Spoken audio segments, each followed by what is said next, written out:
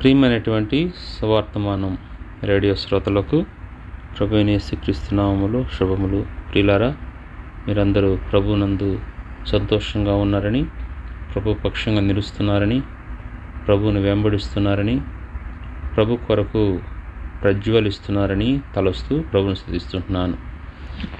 మనము దేవుని యొక్క లేఖన భాగాలను ధ్యానించడానికి ముందు ప్రభువు యొక్క సహాయాన్ని ప్రార్థించడం ద్వారా కోరుకుందాం. కృపగల దేవ, నమ్మకమైన తండ్రి, మీ యొక్క మెల్లన స్వరం, మధుర స్వరం మాకు వినిపించండి. వినగలిగే చెవులను, గ్రహించగల హృదయాన్ని అనుగ్రహించండి. ప్రతిదినం మేము మీతో సహవాసం కలిగి ఉన్నట్లు కృప చూపండి. మా మౌన ధ్యాన సమయం, క్వైట్ టైమ్స్, అదేవిధంగా ప్రేయర్ టైం, ప్రార్థన సమయం అన్నీ కూడా మానక జరుగునట్లుగా సహాయపడండి. ప్రభా, మేము మీకు దగ్గరగా వచ్చినట్లుగా మా క్రియలు ఉన్నట్లుగా మీరే సహాయపడండి. ప్రభా, మేము అనేకసార్లు మా క్రియల ద్వారా మీకు దుఃఖం తీసుకొస్తూ మేము మీ నుంచి దూరంగా వెళ్ళేవారంగా ఉంటున్నాం. ప్రభా, దయతో జ్ఞాపం చేసుకొని మాకు అటువంటి అర్థం చేసుకునే మనసు ఇచ్చి మీకు దగ్గరగా రావటానికి కృపను అనుగ్రహించాలని మిమ్మల్ని ఇచ్చిస్తూ పూజిస్తూ గణపరుస్తూ యేసు నామములో ప్రార్థించి వేడుకొంచున్నాం తండ్రి, ఆమేన్. ప్రియులారా, ఈ సమయంలో ఫిలిప్పీలకు రాసిన పత్రిక, అపోస్తలుడైన పౌలు ఫిలిప్పీలకు రాసిన మొదటి పత్రిక, the epistle of the Paul the apostle to Philippians, chapter 1 verses 17 onwards. ఇక్కడ వీరైతే నేను సువార్త పక్షమున వాదించుటకు నియమింపబడి ఉన్నానని ఎరిగి ప్రేమతో ప్రకటించున్నారు.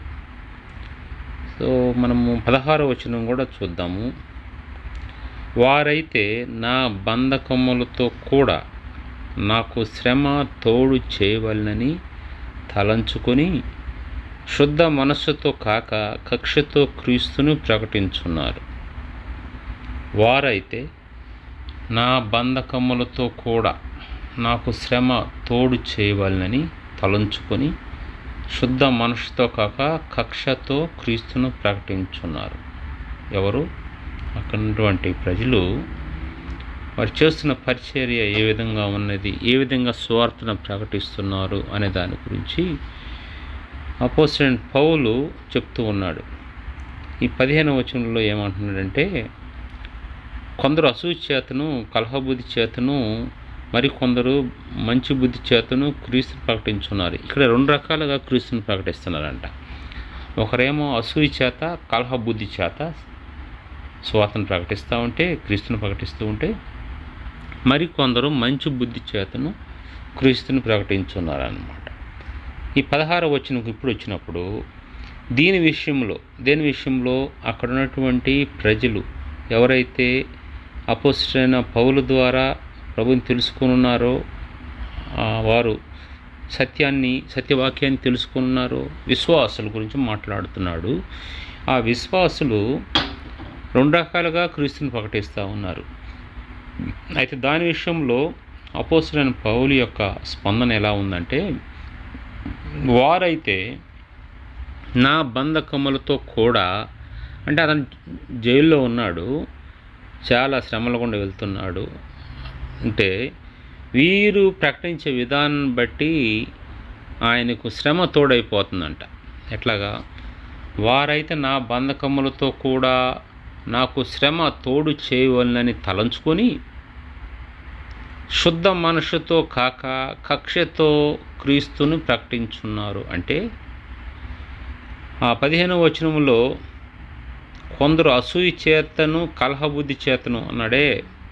ఈ కలహబుద్ధి, ఈ అసూయ చేత చేసే సేవ వలన అపోస్తలుడైన పౌలుకు శ్రమ యాడైనట్టుగా, అంటే శ్రమ కూడా తోడైనట్టుగా తను చెప్తూ ఉన్నాడు.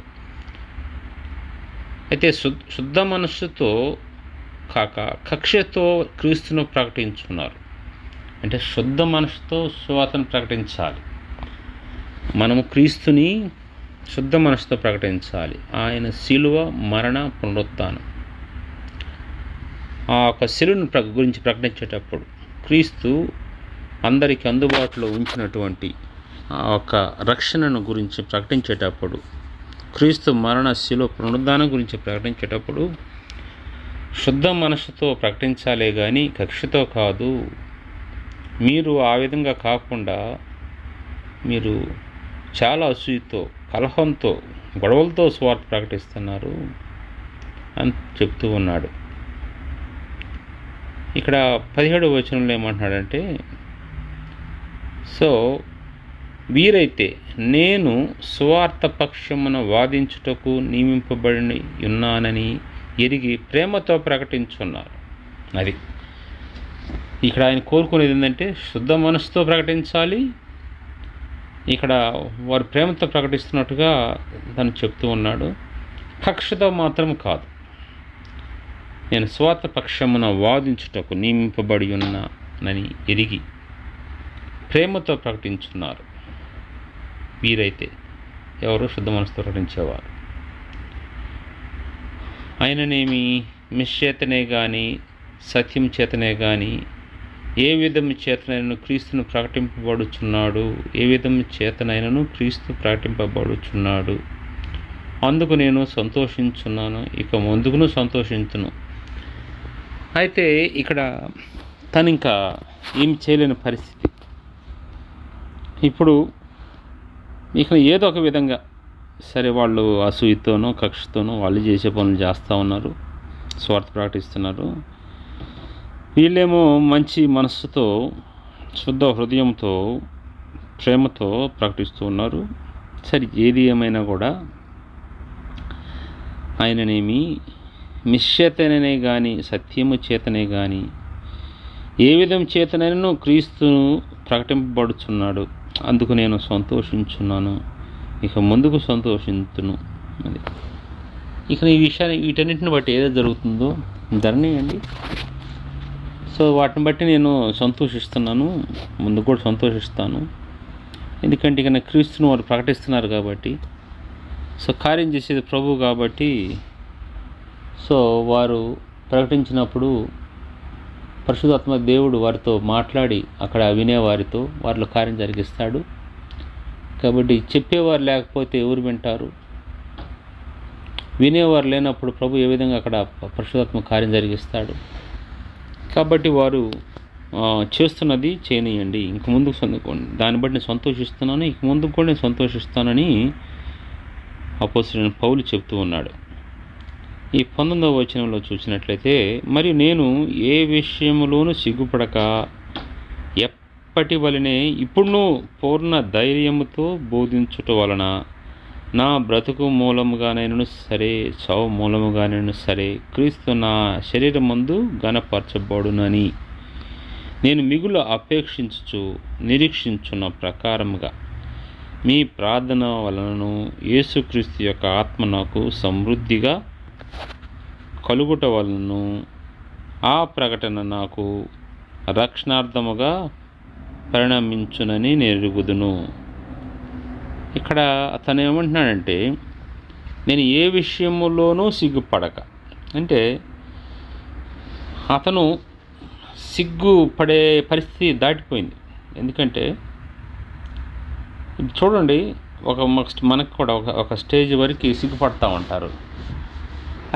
అది అనుభవిస్తూ ప్రతిసారి జరుగుతూ ఉందనుకో, ఇక నా సిగ్గు అనేది పోద్ది. కాబట్టి అపోస్తలుడైన పౌలు కూడా ఎన్నో రకాలుగా సిగ్గుపరచబడినాడు. అది అలవాటైపోయి ఇక ఆయనకి ఇంకేం సిగ్గులెత్తి అన్నట్టుగా, ఇక నేను ఏ విషయంలో సిగ్గుపడాలి, ఎన్ని అవమానాలు పొందాలో అన్ని అవమానాలు పొందాడు, ఇంకా దేనికి సిగ్గుపడాలి నేను అని ఇక ఆయన దేని విషయంలో కూడా సిగ్గుపడను, సిగ్గుపడకుండా ఎప్పటి వలే ఇప్పుడు కూడా పూర్ణ ధైర్యంతో, అంటే ధైర్యంతో సువార్త ప్రకటిస్తూ వచ్చాడు కాబట్టి ధైర్యంతో అనేకమైన ఇబ్బందులు ఎదుర్కొంటూ ముందుకు వెళ్ళాడు కాబట్టి ఇప్పుడు కూడా సిగ్గుపడకుండా ధైర్యంతో అదేవిధంగా ముందుకు వెళ్తాను. నా బ్రతుకు మూలంగానైనా సరే, చావు మూలముగానైనా సరే, క్రీస్తు నా శరీరం మందు ఘనపరచబడునని. సో తన యొక్క అంటే అల్టిమేట్ తనకున్నటువంటి ఉన్నతమైనటువంటి కోరిక ఏంటంటే, నేను బ్రతికున్నానా, నా బ్రతుకు మూలంగా, లేకుంటే చనిపోయినా, ఆ చనిపోవడం ద్వారా ప్రభు నామం ఘనపరచబడాలి అనేది అతని యొక్క ప్రాముఖ్యమైనటువంటి ఉద్దేశం, అతని ధ్యేయం. ఈ ధ్యేయంతో తను జీవన ప్రయాణాన్ని కొనసాగిస్తూ ఉన్నాడు. జీవిత యాత్రలో తన ప్రయాణాన్ని కొనసాగిస్తున్నాడు. ఏ విధంగానైనా కూడా ప్రభు నామం ఘనపరచబడాలి, ఆయన యొక్క నామము హెచ్చించబడాలి, ఆయన నామము ఉన్నతంగా, నామోన్నత నామమైనటువంటి ఆయన నామం ఉన్నతంగా హెచ్చించబడాలని ఆయన ఇష్టపడుతూ ఉన్నాడు. ప్రభు వారిని ఎంతగా ప్రేమిస్తున్నాడో మనకు అర్థమవుతుంది అపోస్తలుడైన పౌలు. మనము ఏ విధంగా ప్రభువుని గణపరుస్తున్నాం? అనేక సార్లు మనము సిగ్గుపడతాము కనీసం కొన్ని మాటలు చెప్పడానికి. ఎట్లాగా, నా జీవితంలో ఈ విధంగా ఉన్నింది, ఇప్పుడు ఈ విధంగా ఉంది, ప్రభు వారు నా జీవితాన్ని ఈ విధంగా మార్చేశాడని చెప్పడానికి చాలామంది సిగ్గుపడతా ఉంటారు. తన జీవితంలో జరిగినటువంటి ఒడిదుడుకులను పంచుకోవడానికి సిగ్గుపడతారు. ఎవరేమనుకుంటారో అని.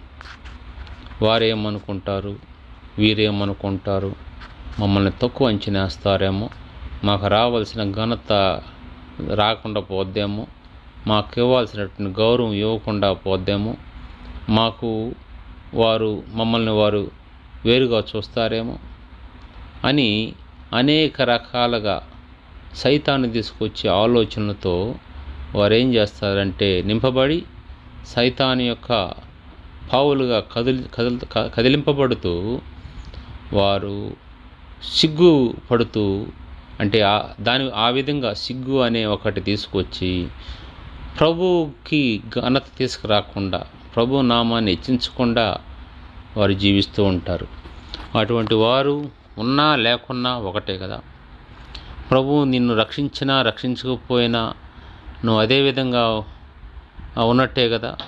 నేను రక్షించినప్పుడు ఆ రక్షణ తగిన ఫలాలు ఉండాలి. లేదంటే రక్షించిన తర్వాత రక్షణ లేనట్టుగానే నువ్వు ఉంటే, ప్రభును ప్రకటించకపోతే ఎవరు ఆయనను ప్రకటిస్తారు? కాబట్టి ఇక్కడ సిగ్గుపడను అంటున్నాడు. ప్రియులారా, మనము ఏ విషయాలు సిగ్గుపడి మనం దేవుని పక్షంగా నిలబడలేకపోతున్నాం? మన వంశము, మన కులము, మన మతము అనుకొని, లేకుంటే మన యొక్క బ్యాక్గ్రౌండ్ ఏంటి, మనం ఏమనుకున్నాం, మన గత జీవితం ఏ విధంగా ఉంది, ఎంత గొప్పగా ఉందో అనుకొని ఇప్పుడు చెప్తే నలుగురిలో చిన్న చూపు చూడబడతాం కదా, నవ్వులు పాలవుతాం కదా. మనకి అసలు ఏమన్నా తలెత్తుకొని తిరగగలగమా ఈ విధంగా చెప్తే? వాళ్ళు మన గురించి తెలుసుకొని ఈ విధంగా అంటారు కదా అని మనం ఆలోచించి, దేవుడు చేసిన గొప్ప కార్యము చెప్పకుండా దాన్ని దాచుకుంటారు. దాన్ని ఏం చేస్తారంటే పూడ్చిపెడతారు, దాన్ని బరీరీ చేస్తారు. సో అట్లా చేయడం ద్వారా ఇప్పుడు దేవుడి కార్యము, దేవుని యొక్క గొప్పతనము ఏ విధంగా తెలుస్తుంది బయటికి? నీ గొప్పతనం ఎట్లా తెలుస్తుంది? నువ్వు నీకున్న గొప్ప టాలెంట్స్ చెప్పినప్పుడేగా, నువ్వు చూపించినప్పుడేగా. అట్లాగే ప్రభు గొప్ప దేవుడని, గొప్ప కార్యాలు చేయగల సమర్థుడని ఎట్లా తెలుస్తుంది? మన జీవితాల్లో ప్రభు కార్యాలు చేస్తున్నప్పుడు అవి ప్రకటించడం ద్వారానే కదా. మనము ఏదైతే అర్థం చేసుకున్నామో, ఏదైతే అనుభవించామో దాన్ని చెప్పడం ద్వారానే కదా ప్రభు నామం మహింపరచబడేది. అట్లా కాకుండా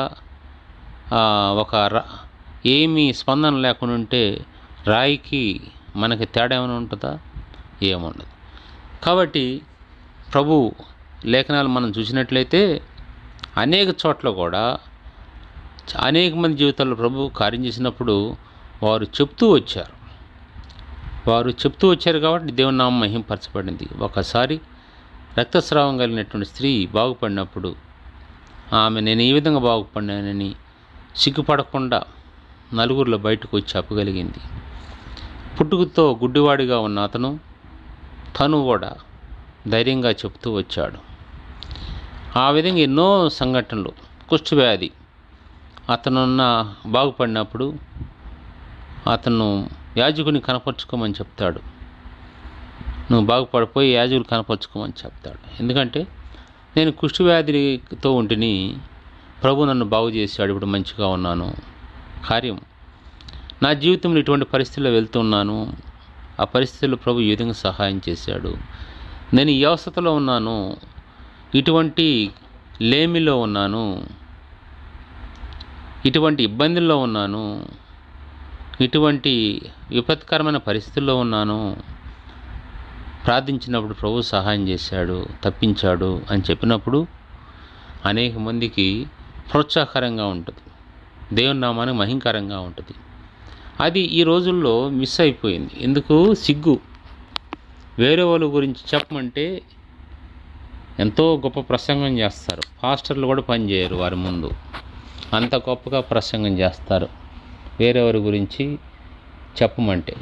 ఎట్లాగా? మంచిగా కాదు, చెడ్డగా చెప్పమంటే. మంచిగా చెప్తే ఎక్కడ మళ్ళీ వారిని పేరు గొప్పగా అయిపోద్దో, ఎక్కడ వాళ్ళ గురించి గొప్పగా అనుకొని మనల్ని తక్కువ నుంచి అనేస్తారో. ఇంత హేయమైనటువంటి భయంకరమైన చాలా పాపయుక్తమైనటువంటి చాలా అసహ్యమైనటువంటి జీవితం ఈ యొక్క మనుషుని యొక్క జీవితం. ఎందుకంటే దేవుడు ఎన్ని కార్యాలు చేసినా కూడా కృతజ్ఞత లేని వ్యక్తులుగా జీవిస్తారు. అప్పటికప్పుడే మర్చిపోతారు, అప్పటికప్పుడే మళ్ళా దేవునికి వ్యతిరేకంగా మాట్లాడతారు, అప్పటికప్పుడే మళ్ళీ దేవుని ఇచ్చేస్తున్నట్టుగా ప్రవర్తిస్తారు. అటువంటి స్వభావం. ఆ విధంగా ఈ సిగ్గుపడుతూ నేను ఇట్లా చేయట్లేదు, నేను సిగ్గుపడను అని అపోస్తలుడైన పౌలు చెప్తూ ఉన్నాడనమాట. ప్రియురాళ్ళు, మీరు ప్రియమైన సహోదరి ప్రియులారా, ఏ విధంగా మీరు సిగ్గుపడుతున్నారు? ప్రియమైనటువంటి సహోదరులు, ఏ విధంగా మీరు సిగ్గుపడుతున్నారు? దేని విషయంలో సిగ్గుపడుతున్నారు? అపోస్తలుడైన పౌలు అంటున్నాడు, నేను సిగ్గుపడను. నేను బ్రతకడం మూలంగానూ, నా బ్రతుకు మూలంగా అయినా, లేకుంటే నా చావు మూలంగా అయినా కూడా క్రీస్తుని కనపరుస్తానయ్యా అని ధైర్యంగా చెప్పగలుగుతున్నాడంటే అతను క్రీస్తును ప్రకటించటంలో ఉన్నటువంటి ఆ గొప్ప మకరందను, తీదనాన్ని, ఆ మకరందమును అతను అనుభవిస్తున్నాడు.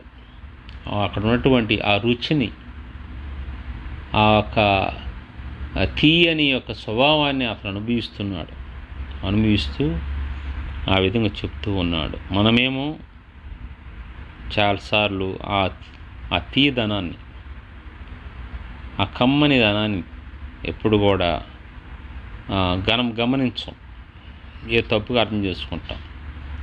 అదేవిధంగా 20వ వచనంలో అంటున్నాడు, నేను మిగులు నిరీక్షించున్న ప్రకారముగా మీ ప్రార్థన వలన యేసుక్రీస్తు యొక్క ఆత్మ నాకు సమృద్ధిగా కలుగుట వలన ఆ ప్రకటన నాకు రక్షణార్థముగా పరిణమించునని నేను ఎరుగుదును.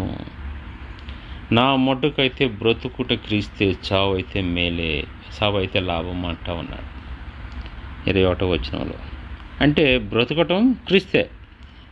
నేను ఒకవేళ జీవంతో ఉన్నాను, నా శరీర భాగాలు కదులుతున్నాయా, నేను మనిషిగా సజీవ లెక్కలో ఉన్నానా, అయితే చూసుకోండి. ఇంకా నేను సిగ్గుపడకుండా క్రీస్తు కొరకే బ్రతుకుతా. ఇంకా మళ్ళీ ఎవరి కోసం కాదు, నా ఇంటి వారి కోసము, నా బంధువుల కోసము, నా ఇరుగు పొరుగు వారి కోసము కాదు, క్రీస్తు కొరకు బ్రతుకుతా. క్రీస్తు ఏది చేయమంటాడో అది చేస్తాను. క్రీస్తు కోసం బ్రతకటం అంటే క్రీస్తు నడిపించిన చోటకి వెళ్ళటము, క్రీస్తు చెప్పమన్నది చెప్పటము, చేయమన్నది చేయటము, ఎక్కడ కూర్చోమంటే అక్కడ కూర్చోవాలి, నిల్చోవాలి, నడవమంటే నడవాలి. సో ఆ విధంగా చేస్తున్నప్పుడు ఆయన నామం అత్యధికంగా హెచ్చించబడుతుంది. అందుకని బ్రతుకుడు క్రీస్తే అంటున్నాడు. తర్వాత చావు అయితే లాభమే, ఒకళ్ళు చనిపోయినా అది కూడా లాభమే. చాలాసార్లు మన వారు ప్రభువుని ఎదుర్కొంటాము, ప్రభువుతో ఉంటాము, ప్రభువుతో జీవిస్తాము, ఆ యొక్క గొప్ప ఆనందాన్ని కలిగి ఉంటామని చెప్తారు కదా. చావు పరిస్థితులు వచ్చినప్పుడు ఎంత భయంకరంగా రోధించి, ఎంత భయంకరంగా తిడుతూ, ఎంత భయంకరంగా వేదన అనిపిస్తే ఎంతో కలవరంతో ఉంటారు. వీళ్ళే ప్రభుతో ఉండాలని నా కోరికయ్యా, ఇదే నా కోరిక అని పాటలు పాడతారు. ప్రభుతో ఉండాలని, ప్రభుతో నడవాలని, ప్రభుతో కూర్చోవాలని, ప్రభులాగా జీవించాలని, ప్రభు ఒక రొమ్మును ఆనుకోవాలని చెప్తారు. తీరా ప్రభు దగ్గరికి వెళ్ళే సమయం వచ్చినప్పుడు ఎన్ని ప్రయత్నాలు జరుగుతాయి అంటే అన్ని ప్రయత్నాలు. ఏం ప్రయత్నాలు? చనిపోకుండా ఉండటానికి. చనిపోతే ప్రభు దగ్గరికి వెళ్తాం కదా. సో అట్లా వెళ్ళకుండా ఉండటానికి, ఇంకొంతకాలం ఇక్కడే ఉండటానికి మళ్ళా అంటాము ప్రభుతో ఉండాలని కోరుకుంది, వెళ్ళాలని కోరుకుంది, ఇప్పుడు వెళ్తాను ప్రభు దగ్గరికి.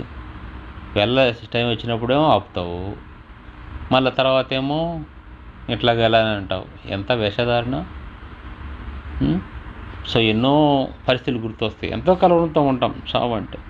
కానీ ఈయనేమంటున్నాడు? సావు అయితే లాభం అంటాడు. ఆ సావుని తప్పించుకోవడానికి ఆ మధ్య కరోనా వచ్చినప్పుడు ఎంతమంది ఎన్ని రకాలుగా ప్రభువుకు వ్యతిరేకంగా చేస్తూ వచ్చారు. ఎంతమంది ఎంత నటన జీవితాన్ని చూపిస్తూ వచ్చారు. అసలు ఆ దినాన ప్రభు పిల్లలు ఎవరు కాదు అనేది చాలా స్పష్టంగా ఆ దినాల్లో అర్థమైపోయింది. సో కాబట్టి ఇక్కడ అపోస్తలుడైన పౌలు ఎంత క్లారిటీ కలిగి ఉన్నాడు తన జీవితంలో, ఎంత స్పష్టత కలిగి ఉన్నాడో, ఏ విధంగా తన జీవితంలో ఎదగాలి, ప్రభుని ప్రకటించాలి. నేను బ్రతికున్నా చనిపోయినా రెండు లాభమే, రెండు మంచిదే. నేను బ్రతికితే ప్రభు కోసం జీవిస్తా, చనిపోతే కూడా లాభం అని ధైర్యంగా చెప్పగలిగాడు అతను. ఎందుకంటే అటువంటి సిద్ధపాటుతో ఉన్నాడు. నేను చనిపోతే ప్రభుతో ఉంటాను అన్న సిద్ధపాటుతో ఉన్నాడు. ఆ సిద్ధపాటు లేని వ్యక్తులు ఏం చేస్తారంటే కలవరంతో ఉంటారు. ప్రభు రమ్మంటే అబ్బే అయ్యా కొన్ని బాధ్యతలు ఉన్నాయి, ఆ బాధ్యతలు తీర్చుకొని వస్తానయ్యా అంటారు. ప్రభు ఎంతకాలం ఇది అని మళ్ళీ ప్రశ్నిస్తారు. ఎప్పుడు తీసుకుంటావయ్యా అని అంటారు. రమ్మనంటేమో కొన్ని బాధ్యతలు ఉన్నాయా, అది ఉందా, ఇది ఉందయ్యా అని చెప్తారు. సో కాబట్టి మనము క్రీస్తుని ఎదుర్కోవడానికి సిద్ధంగా ఉన్న వారంగా, ఎటువంటి పరిస్థితి వచ్చినా కూడా ప్రభు బట్టి ప్రభు కొరకు జీవించే వారంగా ఉండాలని ప్రభు ఇష్టపడుతున్నాడు. 22వ వచనంలో ఏమంటున్నా అంటే, అయినను శరీరముతో నేను జీవించుటయే నాకున్న పనికి ఫలసాధనమైన ఎడల నేనేమి కోరుకుందునో నాకు తోచలేదు. నేనేం కోరుకుంటున్నా నాకు తోచలేదు. ఏం తోచట్లేదంట? ఇప్పుడు ఈ శరీరం, ఇప్పుడు నేనైతే జీవిస్తున్నానో ఆత్మీయంగా, ఆ ప్రయత్నం అంతా కూడా ఈ శరీరంతో నేను జీవించుటే నాకున్న పని, ఇదే ఒక ఫలం అని అంటే అసలు దీనికి నేను ఇంకేం కోరుకోవాలి ఇంకా ఇది అని తను చాలా ఆశ్చర్యపడిపోతున్నాడు. నేను ఏం కోరుకుందో నాకు తోచట్లేదు, అసలు ఏం అర్థం కావట్లేదు ఒకవేళ ఇదే అంటే. కానీ ఆ పరసంబంధమైన ఇవి ఉన్నాయి కాబట్టి వాటి కొరకు నేను పాకులాడుతున్నాను, కానీ వీటి కొరకు కాదు. ఇంతవరకే అంటే ఇదే జీవితం అనుకుంటే ఇంక ఏమడగాలి ఇక అని అతను తన ఆలోచన విధాన్ని వ్యక్తపరుస్తూ ఉన్నాడు. ఈ రెండింటి మధ్యను 23వ వచనం, ఈ రెండింటి మధ్యను ఇరుకునబడి ఉన్నాను, నేను వెడలిపోయి క్రీస్తుతో కూడా నుండవాలని నాకు ఆశ ఉన్నది, అది నాకు మరీ మేలు.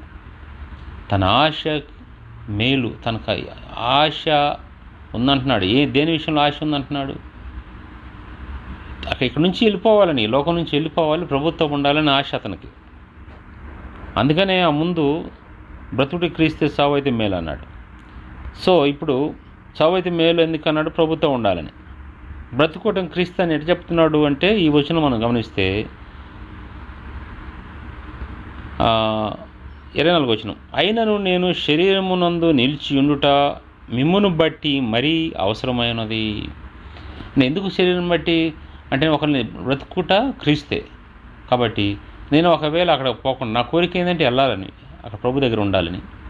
ఒకవేళ నేను వెళ్ళకుండా ఇక్కడే ఉండాలని ఉన్నాననుకో, సో అది మిమ్మును బట్టి, అంటే నేను ప్రభు పక్షంగా, ప్రభు ఒక పాత్రగా మీ మధ్యలో వాడబడాలని, మిమ్మల్ని సరిచేయాలి, మిమ్మల్ని ప్రకటించాలి, అంటే మీకు ప్రకటించాలి, మిమ్మల్ని ప్రభు కొరకు స్థిరపరచాలి, బలపరచాలి అనేది అపోస్తలుడైన పౌలు యొక్క కోరిక. అయినను నేను ఇక్కడ 24 అయినను నేను శరీరం నందు నిలిచి ఉండుట మిమ్మును బట్టి మరీ అవసరమై ఉన్నది. చాలా అవసరం మిమ్మల్ని బట్టి ఉంటాం. ఎందుకు అవసరం అంటే మిమ్మల్ని స్థిరపరచడానికి, బలపరచడానికి. 25వ వచనంలో, మరియు ఇట్టి నమ్మకము కలిగి నేను మరలా మీతో కలిసినుడి చేత, అంటే నేను నా కోరిక ప్రకారం ప్రభు దగ్గరికి వెళ్ళకుండా ఒకవేళ ప్రభు నన్ను ఇక్కడ ఉంచాడంటే, అప్పుడు నేను ఏం చేస్తానంటే నమ్మకం కలిగి, ఇట్టి నమ్మకం అంటే ఇంట్లో నేను శరీరం నందు నిలిచి ఉండుట మిమ్మును బట్టి మరీ అవసరమైంది. ఇదే ఏం చేయాలంటే, ఏం అవసరత అంటే, నేను మరలా మీతో కలిసినుడి చేత నన్ను గూర్చి క్రీస్తు యేసునందు మీకున్న అతిశయము అధికమగునట్లు, అంటే నన్ను చూసినప్పుడు క్రీస్తుని ఏ విధంగా ప్రకటిస్తున్నానో, ఏ విధంగా చేస్తున్నానో ఇది చూసినప్పుడు మీ అతిశయం అధికం కావాలి. మీరు విశ్వాసం నందు అభివృద్ధియు, ఏంది అది, వాళ్ళ విశ్వాసం నందు అభివృద్ధి చెందాలని అంట. అందుకని ఆనందమును పొందు నిమిత్తము నేను జీవించి మీ అందరితో కూడా కలిసి ఉందునని నాకు తెలియను. చూడు, విశ్వాసం అభివృద్ధి చెందాలని, అదేవిధంగా ఆనందంతో, వాళ్ళు ఏంటంటే మీరు విశ్వాసం నందు అభివృద్ధియు ఆనందమును పొందు నిమిత్తము, అభివృద్ధి చెందాలి, ఆనందం పొందాలి. అందువలన నేను ఇక్కడ ఉంటాను. ఒకవేళ నన్ను ఉంచేందుకు నేను ఆ విధంగా ఈ సమయాన్ని యూజ్ చేస్తాను. ఒకవేళ చనిపోతే మీతో ప్రభుతో ఉంటాను అనేది ఆయన యొక్క దృఢ సంకల్పం. పిల్లరా, మన ఆలోచన ఎట్లా ఉంది? మనం ఎంత స్వార్థంగా ఆలోచిస్తాము? అపోస్తలుడైన పౌలు ఎంత స్పష్టంగా ఆలోచిస్తున్నాడు చూడండి, ఎంత నిస్వార్థంగా ఆలోచిస్తున్నాడు చూడండి. ఆ విధంగా మనం కూడా ఉండాలని ప్రభు కోరుకుంటున్నాడు. దేవుడి కొద్ది మాటలు దీవించి ఆశీర్వదించును గాక. కృపగల దేవా, వందనాలు. మీ మాటలను బట్టి, మీ దయగల తలంపులను బట్టి వందనాలు నాయనా. మీరు మాతో ఉన్న దేవుడు ప్రభు. అపోస్తలుడైన పౌలు వలె మేము కూడా నా తండ్రి నాయన బ్రతుకుడి క్రీస్తు సావు అయితే మేలని చెప్పగలిగినట్లుగా, లాభం చెప్పగలిగినట్లుగా సహాయపడండి. నన్ను మేము స్వార్థంగా ఆలోచించుకోండి, నిస్వార్థంగా